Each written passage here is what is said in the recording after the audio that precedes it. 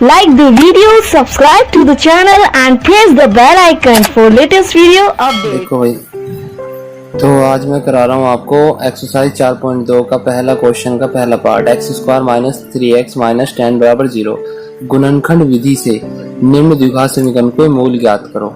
सबसे पहले हमें क्या करना है, ये द्विघात समीकरण दे दी, गुणनखंड विधि से इनके मूल ज्ञात करने हैं। एक्स स्क्वायर माइनस का 3x माइनस 10 बराबर 0 गुणनखंड विधि लागू करनी है और इसका मूल ज्ञात करने हैं। मूल का मतलब x के ऐसे मान ज्ञात करने हैं जो मान इसी में रखने पर उसकी वैल्यू जो है ये कंप्लीट वैल्यू समीकरण की वैल्यू 0 प्रोवाइड करे। ठीक है, तो इसका तरीका क्या होता है, सबसे पहले हम क्या करते हैं, देखो सबसे पहले आपको इस तरह का रूप मिलेगा एक्स स्क्वायर प्लस का bx और प्लस का c बराबर 0 के रूप में, और इसके बाद जिसका दूसरा पार्ट है फिर इस तरह का रूप मिलता है कि एक्स स्क्वायर का गुणांक, एक तो एक्स स्क्वायर का कुछ गुणांक नहीं होता, एक में एक्स स्क्वायर का कुछ ना कुछ गुणांक होता है, तो इनके अलग अलग दोनों के नियम है। तो सबसे पहले तो देखो, जब एक्स स्क्वायर का कोई गुणांक ना हो तो हम क्या करते हैं, डायरेक्ट ये वाला पद पकड़ते हैं यानी कि 10, ठीक है, और फिर ये वाला बीच वाला 3 यहाँ लिख लेते हैं। अब हमें क्या करना होता है, 10 के ऐसे फैक्टर करने होते हैं, 10 के ऐसे गुणनफल करने होते हैं, 2 पद ऐसे लेने होते हैं कि उसमें क्या है कि गुणा तो 10 आए लेकिन जोड़ घटा उनकी 3 आए। जोड़ भी 3 आ सकता है, ये 10 उठा लेते हैं, ये 10 उठाएंगे, ठीक है, 10 को एक तरफ कर लिया, 5 गुणा 2, और ये 3 उठा लेंगे, 3 को यहाँ लिख दिया। तो हमें इसे 10 के ऐसे फैक्टर करने होते हैं कि जोड़ घटा के 3 आए। तो ऐसे फैक्टर 5 और 2 है, 5 के अगर 2 से गुणा कर दे तो 10 आएगा और 5 में 2 घटा दे 3 आएगा। अब सिंपली क्या करते हैं, हम यहाँ पर एक्स स्क्वायर माइनस 3 के स्थान पे 5 माइनस का 2 लिख देते हैं, मतलब कि परिमाण वही होना चाहिए, बस रूप परिवर्तन कर देते हैं। 3 के स्थान पे 5 माइनस 2, एक्स माइनस का 10 बराबर 0, और बाकी सेम रहता है। ठीक है, उसके बाद एक्स स्क्वायर माइनस चिन्ह के अंदर गुणा करेंगे तो माइनस का 5, इधर से एक्स माइनस माइनस प्लस का 2x और माइनस का 10 बराबर 0। ठीक है, तो इन दोनों में से कॉमन ले लो, x माइनस का 5, देखो यहाँ माइनस की गुणा होती है तो ये प्लस का हो जाता है और पीछे से x लग जाता है इनका। अगर यहाँ माइनस है तो माइनस, अगर प्लस है तो ये दोनों सेम टू सेम लिखे जाते हैं। अब इन दोनों में से कॉमन ले लो, इन दोनों में कॉमन आ जाएगा 2, तो यहाँ भी x माइनस का 5 बच जाएगा बराबर 0, ऐसी कैसी। अभी ध्यान देखना यहाँ पर x माइनस 5 जो द्विघात समीकरण होती है उसमें जो यहाँ कॉमन बन रहा है वो इधर कॉमन बनता है जब ये क्वेश्चन सोल्व होता है। ठीक है, अगर ऐसा नहीं होता तो आपने कहीं ना कहीं गलती जरूर करी है। अब क्या करेंगे, यहाँ भी x माइनस 5 आ गया और यहाँ पर भी x माइनस 5 आ गया, तो दोनों से x माइनस 5 कॉमन ले लेंगे, दोनों से x माइनस 5 कॉमन ले लिया तो यहाँ कितना बचेगा x और यहाँ बचेगा प्लस का 2 बराबर 0। ठीक है, अभी क्या करेंगे, इसके बाद एक बार तो x माइनस 5 को 0 के इक्वल रखेंगे और एक बार x प्लस 2 को 0 के इक्वल रखेंगे। इससे क्या होगा, x के मान निकालेंगे, माइनस 5 उधर जाके प्लस 5 और 2 उधर जाके माइनस का 2, बस एक आंसर ये आ गया इसका, एक आंसर ये आ गया, यानी कि दोनों मूल आ गए इसके, 5 और माइनस 2। अगर द्विघात समीकरण है 2 मूल होते, त्रिघात होती तो 3 मूल होते, और इससे आगे की समीकरण होती तो 4 होती, अगर 4 घात होती तो। ठीक है, तो ये तो था क्वेश्चन नंबर 1 का पहला पार्ट। अब देखो, अगर इस तरह क्वेश्चन आ जाए जिसमें एक्स स्क्वायर का गुणांक भी आ जाए कुछ, उसे किस तरह सोल्व करते हैं। नंबर 2 पार्ट इसका, नंबर 2 है 2x स्क्वायर और प्लस का x माइनस 6 प्लस का x माइनस का 6 बराबर 0।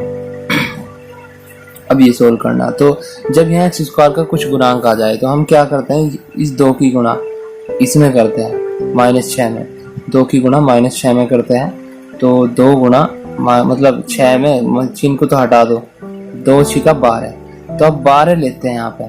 12 कैसे फैक्टर करेंगे कि जोड़ घटा के x का गुणांक आए, x का गुणांक कितना है यहाँ पे 1, तो 1 आना चाहिए, तो ऐसे फैक्टर क्या हो गया, 4 या 12 है, अगर 4 में 3 को घटाएंगे तो कितना आएगा, 1 आएगा।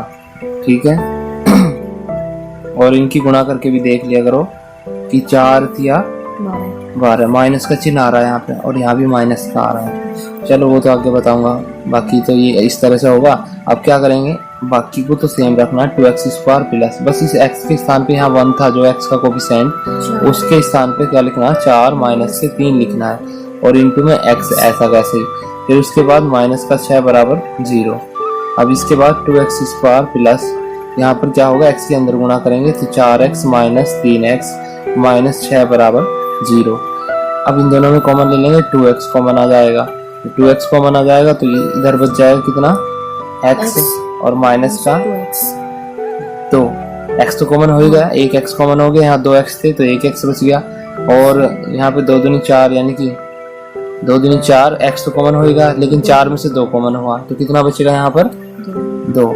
इसी प्रकार यहाँ ले लेंगे कॉमन हम, एक मिनट यहाँ प्लस का चिन्ह है ना, तो प्लस का ही तो बचेगा, प्लस का तो माइनस की तो कहीं बात ही नहीं।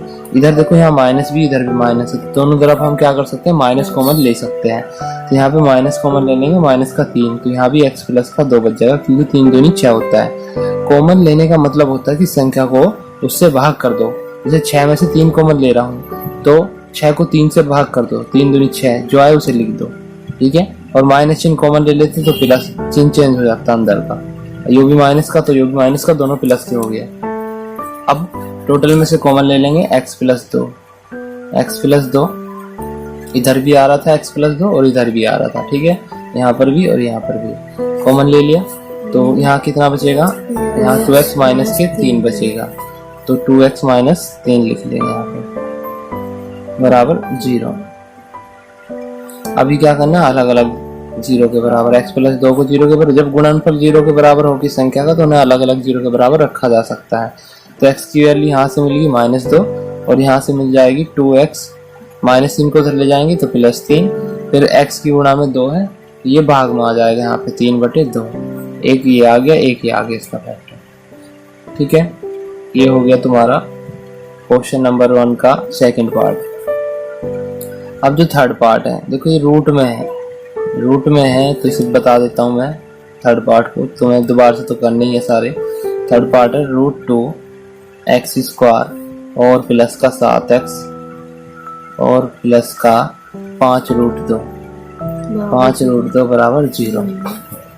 तो सबसे पहले हम क्या करते हैं, जब x स्क्वायर का गुणांक दे रखा हो तो उसकी गुणा करते हैं इसमें, यानी कि यहाँ √2 की गुणा हम करेंगे किसमें, 5√2 में। 5√2 में करेंगे तो कितना आ जाएगा भाई, 5 और √2 2, 5 दूनी 10।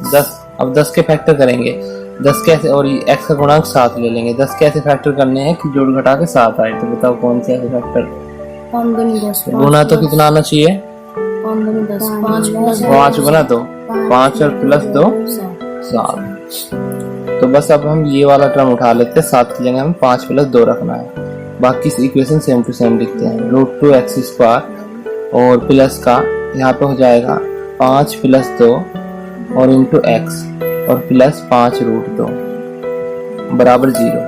तो √2x स्क्वायर इन दोनों के अंदर गुणा करेंगे तो यहाँ पे 5x हो जाएगा और प्लस का 2x हो जाएगा, प्लस का 5√2 बराबर 0, बाकी सेम टू सेम।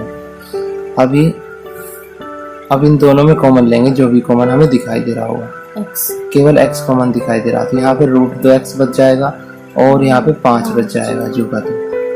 यहाँ पे कुछ कॉमन दिखाई दे रहा, हाँ यहाँ पर कॉमन आ सकता है √2। अब √2 कैसे आ सकता है, इसे 2 को मैं क्या लिख सकता हूँ, 2 को लिखा जा सकता है √2 गुना √2, 2 के स्थान पर √2 गुना √2 हो सकता है, क्योंकि √2 की गुना √2 से करते हैं तो 2 ही आता है, तो फिर एक √2 ये रहा, एक √2 ये रहा। तो यहाँ अगर मैं √2 कॉमन ले लूँ तो यहाँ कितना बचेगा, एक √2 तो बाहर आ गया, एक √2 बच जाएगा और x तो बच ही रहा है, और प्लस यहाँ 5 बच जाएगा, यानी कि इसके सेम बचता है बिल्कुल बराबर 0। अब ये कॉमन ले लो दोनों में से, तो √2x प्लस का 5 कॉमन, इधर तो बचा x और यहाँ बच गया प्लस का √2 बराबर 0। अब क्या करेंगे, एक बार तो इसे 0 के बराबर रखेंगे √2x प्लस 5 को, और एक बार x प्लस का √2 को 0 के बराबर।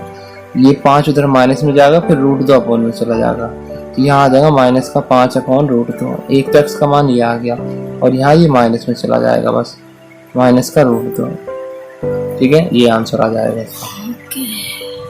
तो ये हो गया आपका थर्ड पार्ट। अब बताता हूँ इसका फोर्थ पार्ट में तुम्हें एलसीएम लेना पड़ेगा। इसमें +1/8 लिख रखा ना, जो फोर्थ पार्ट है 2x स्क्वायर माइनस का x और प्लस का 1/8 बराबर 0। तो इसका एलसीएम लेना पड़ेगा।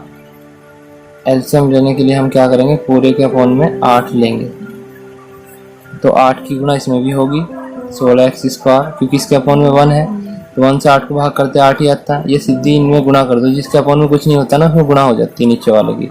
8 की गुणा इसमें होगी, 8 की गुणा इसमें हो जाएगी, और यहाँ तो 8 ही कम 8 1 की गुणा ऊपर, मतलब सेम टू सेम आएगा बराबर 0। अब इस 8 को 0 पहुँचा देंगे क्योंकि ये भाग में आ गया, तो ये इक्वेशन बन जाएगी 16x² माइनस का 8x और प्लस 1 बराबर 0। अब ये उसी तरीके से होगी, मतलब 16 की गुणा 1 में करेंगे तो 16 कैसे फैक्टर जोड़ घटा के 8 है, बताओ क्या होता है। 4 16 4 प्लस 4। हाँ, तो 16x² माइनस 8 के स्थान पे लिख देंगे 4 प्लस 4 x और प्लस का 1 बराबर 0। तो 16x² माइनस इनके अंदर गुणा करेंगे, माइनस का 4x माइनस का 4x और प्लस का 1, क्योंकि माइनस दोनों माइनस कर देगा, उधर से x लग जाएगा बराबर 0। अभी क्या करेंगे, इन दोनों में से कॉमन ले लेंगे, 4x कॉमन आ जाएगा, तो यहाँ 4x ही बचेगा और यहाँ 1 बचेगा। देखो इसमें क्या है, अगर स्टार्टिंग में माइनस आ रहा हो तो माइनस कॉमन ले लेते हैं हम, और कुछ कॉमन आ नहीं रहा, जब कुछ कॉमन, यहाँ भी 4x है यहाँ 1 है, कुछ कॉमन ही नहीं तो 1 कॉमन दिखाते हैं, माइनस का 1, जब कुछ कॉमन ना हो तो 1 कॉमन लेकर दिखा देते हैं। तो जब -1 कॉमन लेंगे तो जो 4x है माइनस का वो तो प्लस का हो जाएगा, और जो प्लस का 1 था वो माइनस का हो जाएगा। चिन्ह चेंज रहते हैं क्योंकि बिल्कुल इसके सेम बनाना होता है ना, इधर वो माइनस का बनना था प्लस का, लेकिन यहाँ तो 4x -1 है तो माइनस चिन्ह कॉमन ले लो, वो भी ये प्लस का और ये माइनस का बन जाएगा। अब टोटल में से कॉमन ले लो 4x -1, तो यहाँ पर बचेगा कितना, 4x -1 ही बचेगा बराबर 0। तो एक बार तो इस वाले 4x -1 को 0 के बराबर रख दो, एक बार इस वाले को 4x माइनस, तो यहाँ से भी x का मान कितना मिलेगा, -1 उधर जाएगा +1 और 4 बटे में 1/4, और यहाँ से भी 1/4। ठीक है, ये दो मूल होंगे इसके गुणनखंड विधि से। ऐसी सेम ही होगा 5वां पार्ट। 100 की गुणा 1 में करनी है, 100 कैसे फैक्टर जोड़ घटा के 20 आए, बताओ क्या होता है। 100 कैसे फैक्टर जोड़ घटा के 20 आए, 100 की गुणा आपस में तो 100 आना चाहिए और जोड़ घटा के 20।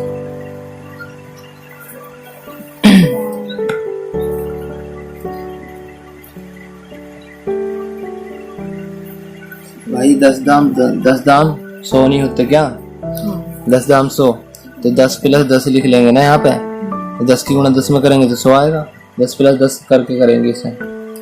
अभी अब देखो दूसरा क्वेश्चन उदाहरण एक में दी गई समस्या को हल कीजिए, हम छोड़ देंगे, इसमें इक्वेशन दे रखी है, इक्वेशन को सोल्व करना, आप इन्हीं इक्वेशन को सोल्व कर लेना तो वे भी हो जाएंगे। क्वेश्चन में पेपर में ऐसे तो नहीं देंगे कि उदाहरण एक में जाकर देखो अपनी बुक में, वो तो लिख कर देंगे। ठीक है, तो ये थ्योरिकल क्वेश्चन ऐसी है। अब तीसरे क्वेश्चन पे आओ।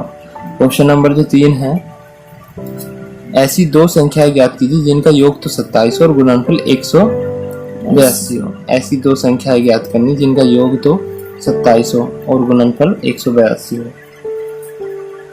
तो भाई हम क्या करेंगे, माना एक संख्या